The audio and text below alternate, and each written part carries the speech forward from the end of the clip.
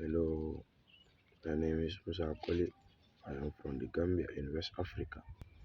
I am 19 years old.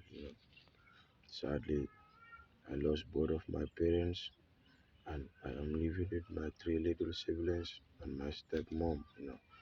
And I am the only person who used to look after my little siblings and my stepmom.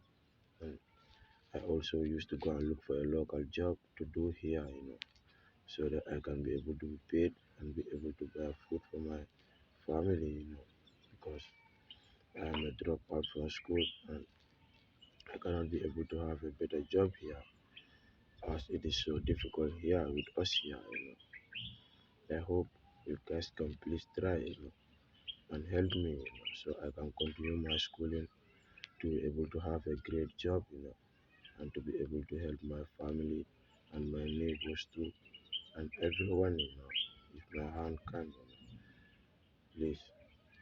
Blessings to you all, greetings to the world.